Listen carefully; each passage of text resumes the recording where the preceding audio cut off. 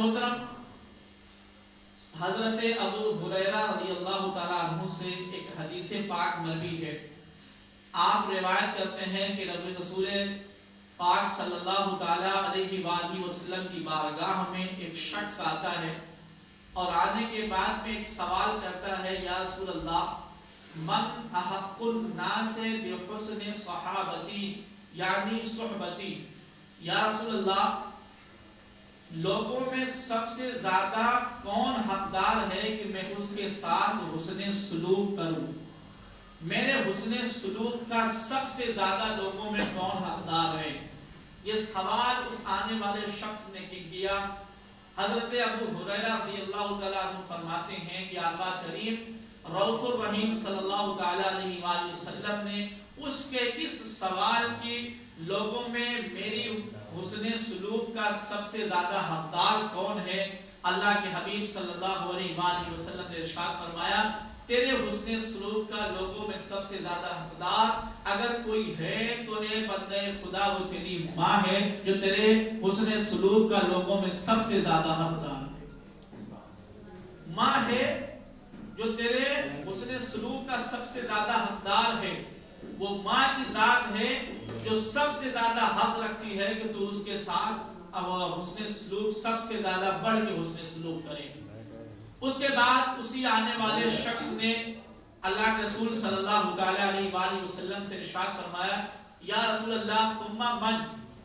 یا رسول اللہ ماں کے بعد پھر میرے حسن سلوک کا سب سے زیادہ کون حقدار ہے؟ اللہ کے رسول دانائے غیوب صلی اللہ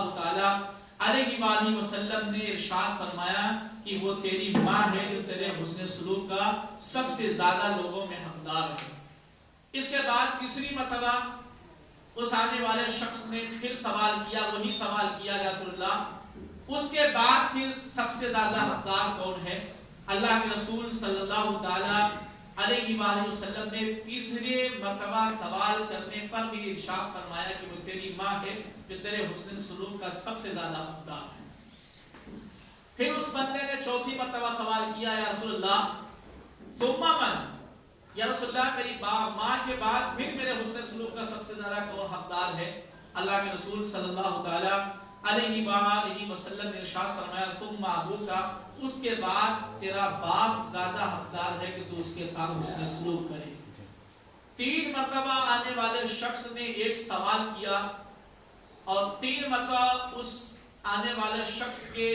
سوال کے جواب میں اللہ کے رسول صلی اللہ علیہ وآلہ وسلم نے ارشاد فرمایا کہ تیرے حسن سلوک کا لوگوں میں سب سے زیادہ حقدار اگر کوئی ہے تو تیری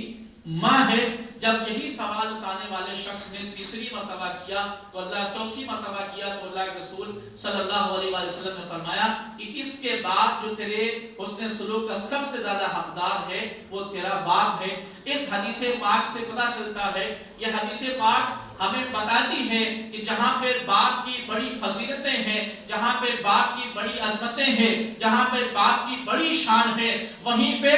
ماں کی شان وہ باپ کی فضیلت اور باپ کی شان سے 3 درجہ 3 گنا بلند ہے۔ اس لیے کہ اللہ کے رسول صلی اللہ علیہ وآلہ وسلم نے آنے والے شخص کے 3 مرتبہ سوال کے جواب میں فرمایا کہ تیری ماں تیرے حسن سلوک کا زیادہ حقدار ہے۔ یہ حدیث اس بات پر دلالت کرتی ہے کہ ماں کی فضیلت باپ پر 3 گنا زیادہ بڑھتی ہوئی نظر آتی ہے۔ اور یاد رکھیں مسلمانوں، وہی پہ باپ کے لیے بھی مردوں کے لیے بھی اللہ رب العالمین نے اپنے کلام بلاغت میں ارشاد فرمایا ہے، حکم دیا ہے کہ الرجال قوامون علی النساء، کہ مرد عورتوں پر حاکم ہے، مرد عورتوں پر حاکم ہے۔ جس گھر میں حکومت مردوں کے سروں سے اتر کر عورتوں کے سروں پر حکومت کا تاج رکھ دیا جاتا ہے، یاد رکھو مسلمانوں وہ گھر نہیں ہوتا، وہ تباہی کی طرف وہ گھر تباہی کی طرف جانے لگ جاتا ہے۔ جس گھر میں گھر کی پالیسیاں مرد اپنے سر سے اتار کے اور گھر کی حکومت اپنے سر سے اتار کے، گھر کی حکومت کا تاج مرد اپنے سر سے اتار کے عورت کے سر میں رکھ دیتا ہے، اسی دن سے اس گھر میں فتنہ و فسادات جنم لینا شروع ہو جاتے ہیں۔ جب تک عورتوں کے ساتھ حسن سلوک کرنے کا، عورتوں کے ہر جائز خواہشات کو پورا کرنے کا، عورتی کی فرمائش کو پورا کرنے کا اسلام نے حکم دیا ہے. جہاں تک ہو سکے آپ عورتوں کی فرمائش کو پورا کریں، ان کے حقوق کو کی ادائیگی کریں. لیکن اسلام نے یہ نہیں کہا کہ گھر کی حکومت کا جو تاج ہوتا ہے وہ آپ اپنے سر سے اتار کے اپنے عورت کے سر پہ رکھ دیں. جس دن آپ نے یہ کیا کہ گھر کے فیصلے بجائے مردوں کے اگر عورتیں کرنے لگ جائیں تو اس دن پھر گھر میں فیصلے نہیں ہوتے، اس دن پھر گھر میں فسادات جنم لینا شروع ہو جاتے ہیں. تو ایک شان جہاں پر ماں کو اللہ کے رسول صلی اللہ علیہ وسلم نے عطا فرمائی کہ حسن سلوک کا سب سے زیادہ حقدار اللہ کے رسول صلی اللہ علیہ وسلم نے ماں کو ڈکلیئر کیا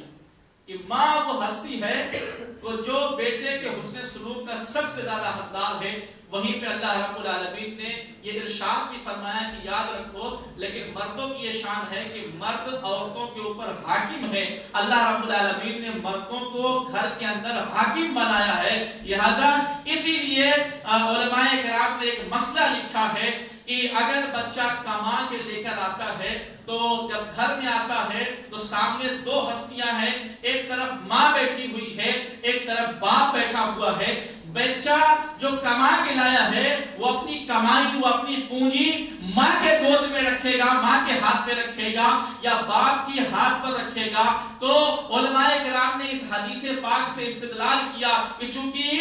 بچہ ماں بچے کے حسن سلوک کا باپ سے تین گنا زیادہ حقدار ہے، اس لیے بچہ جب کما کے لائے گا تو ماں کی جھولی میں ماں کے ہاتھ پہ پیسے رکھے گا، اپنی پونجی ماں کے ہاتھ پہ رکھے گا. لیکن یہیں پہ مسئلہ علماء کرام نے یہ بھی لکھا ہے کہ مردوں کو اللہ رب العالمین نے مردوں کو حاکم بنایا ہے عورتوں کے اوپر. گھر کے حاکم ایک عورت نہیں ہے، گھر کا حاکم مرد ہے. وہیں پر یہ بھی مسئلہ لکھا ہے کہ اگر بچے کو، لڑکے کو اگر ماں ایک حکم دے اور ساتھ ہی میں اسی کے ساتھ میں اس حکم کے خلاف کوئی حکم باپ دے تو بیٹا ماں کے حکم کو مانے گا یا باپ کے حکم کو مانے گا. تو علماء کرام نے کہا کہ چونکہ مرد حاکم ہے، حکومت گھر کے اندر مردوں کی چلتی ہے، اس لیے اگر ایسا ہو جائے تو پھر بچہ ماں کے حکم کو نہیں بلکہ باپ کے حکم کو ترجیح دیتا ہوا نظر آئے. حسن سلوک کا زیادہ حقدار ماں ہے، اس لیے کما کے لائے گا تو ماں کے جھولی میں رکھے گا، ماں کے جو ہے ہاتھ میں کمائی رکھے گا. اب گھر کے اندر حکومت باپ کی ہے، مردوں کی ہے، اس لیے اگر ایک ساتھ حکم آئے تو پھر پہلے کس کے حکم کو مانے گا؟ پہلے باپ کے حکم کو بچہ جو ہے تسلیم کرے گا، اس کے بعد ماں کے حکم کو سنے گا. لیکن ایسا ماں باپ کو کرنا نہیں چاہیے. یہ بیان سننے کے بعد ایسا مت کرنا کہ آپ اپنے بچوں کو اپنی بیوی کے ساتھ بٹھا کے کہو، بیوی کہے کہ پانی لاؤ، تم کہو نہیں جو جا کے تم میرے لیے کھانا لے کر آؤ. بچوں کو پھنسانا نہیں، کہ ایک مسئلہ لکھا ہے، یہ ایک علماء کرام نے مسئلہ لکھا ہے اس حدیث اور قرآن مقدس کی آیت کے تحت ایک مسئلہ لکھا ہے کہ ماں چونکہ حسن سلوک کا زیادہ حقدار ہے، اس لیے بیٹا خدمت ماں کی زیادہ کرے گا. جو کما کے لائے گا تو ماں کی جھولی میں پہلے ڈالے گا، اس کے بعد باپ کو دے گا. اور چونکہ گھر کے اندر حکومت باپ کی ہوتی ہے، اس لیے بیٹا جب ماں باپ دونوں ساتھ اکٹھے حکم دے دیں تو بیٹا پہلے باپ کے حکم کو سنے گا پھر ماں کے حکم کو سنے گا. اور ایسا بھی نہیں ہے کہ باپ کے حکم کو سنے گا اور ماں کے حکم کو ڈوٹ ٹھوکر مار دے گا. اور یہ بھی نہیں ہے کہ کما کے لائے گا تو ساری پونجی ماں کو دے دے گا، باپ کو کچھ نہیں دے گا. نہیں، پہلا حق ماں کا ہے کہ وہ ماں کو دے گا، اس کے بعد باپ کو دے گا. اور حکم ماننے کی جب باری آئے گی تو پہلا حق باپ کا ہے، پہلے باپ کے حکم کو مانے گا، اس کے بعد ماں کے حکم کو مانے گا. ماننا دونوں کا ہے، دینا دونوں کو ہے، مگر جہاں پہ جس کا پہلا مقام ہے بندہ پہلے اسے دے گا، اور جہاں پہ جس کے حکم کے سننے کا پہلا مقام ہے بیٹا پہلے اس کے حکم کو مانے گا، اس کے بعد اس کے باپ والے کے حکم کو مانتا ہوا نظر آئے.